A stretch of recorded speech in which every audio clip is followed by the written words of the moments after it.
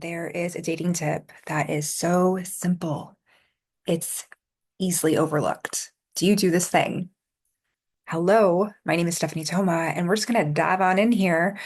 First, I will give you an example from a call that I had where we were discussing this woman's experience with dating, going on a high volume of online dates, and finding herself in a pattern of feeling anxious while driving to the date and finding parking. This one experience in particular, when she was driving around in circles for 30 minutes, could not find parking, and then ended up texting her date, who initially was open to helping her find a spot. And then she just said, I'm going to go home. This is too much for me. I'm experiencing a lot of anxiety. He proceeded to block her. So I'm not here to say who's right and who's wrong. I'm here to help let you know what she can do moving forward. And if you see yourself in her, maybe this is something that you can do moving forward to have more fulfilling dating relationships and dynamics. And again, I mentioned it's so simple that so many people overlook this. So you can do this in an online dating context. You can do this in person. And, let's revisit that feeling of the anxiety of being in the car, the anxiety of not finding parking, the date's willingness to help. And like, oh, you could park here, you could park there. We could replay the situation and think about the reasons why he blocked the number or the reasons why she didn't suggest let's meet at a different place. The thing is, when anxiety takes hold, there's a lack of logical thinking going on. So in a dating dynamic, there needs to be at least one person that decides to be the logical one when situations like these arise. So let's say if someone is driving around for 30 plus minutes, someone maybe needs to say, wait, should we meet somewhere different? But it's the sunken cost fallacy of continuing to put effort into something that clearly isn't working. However, instead of diving deeper into dissecting the situation as it is, let's go back a little bit.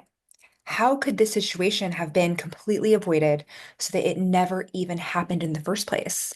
And in fact, how can this woman yourself make it so that that type of situation does not happen again? What you want to do, either in your profile or upon first meeting someone, think about something that you maybe feel some shame about or could be polarizing.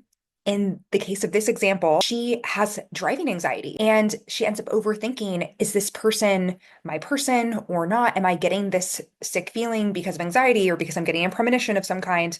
Where again, we're rewinding, we're going back. What would alleviate this anxiety? Maybe getting a ride to wherever the date is, whether her date picks her up or calls her a car. Not everyone will want to do it or be willing to do it, but some people certainly will. She may go on fewer dates with this parameter in place. However, ultimately, the people that ask her out in an online dating context, seeing this clearly listed in her profile, are going to know what they're getting into. She's going to get a car called, and that driving anxiety is going to go away. Her need to find a parking place, gone. So think about what this could be for yourself. Do you find yourself in a pattern in friendship, in dating, where maybe there is something that you could be more transparent about? And, initially she thought, oh, I just need to tell them maybe that I have anxiety. It's like, no, no, no, no. You have a preference. You have a preference for being picked up and dropped off places. And there's nothing wrong with that, but it's not going to be for everyone. The dating pool will be smaller than it was when it was like, oh, yeah, I'll meet you anywhere, right? There's a lot of people that would be willing to meet people that they find vaguely attractive from a dating app out in the world. However, not everyone is going to be willing to invest the extra time, energy, slight resources to initiate that car going to her, right? So, this is an opportunity to lean in to being a little bit more polarized. They could just opt out, and that is their choice. And they could decide to not be curious about getting to know you because of that fact, but that's okay because you deserve to have your desires honored. Whatever that could be for you, if you are in this loop, and if you're looking at it from the circumstance where the intense emotion or the pattern is taking place, I want you to consider rewinding and how can you be so transparent that maybe it irks you a little bit and you think, oh no, I shouldn't leave with that. That's unattractive. That's unappealing. Then that's an opportunity to work on some self-worth so that even though it's a little bit unique about yourself. Not everyone has that standard that you have or that desire. And I think it's more playful and fun to call it a desire versus a standard. However, they can be the same thing.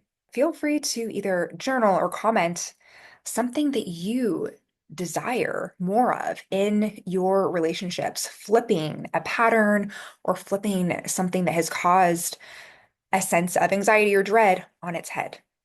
This is transmutation. This is the work that we're here to do so that we actually get to have more fun in our lives. Wishing you a beautifully fun day. Until next time.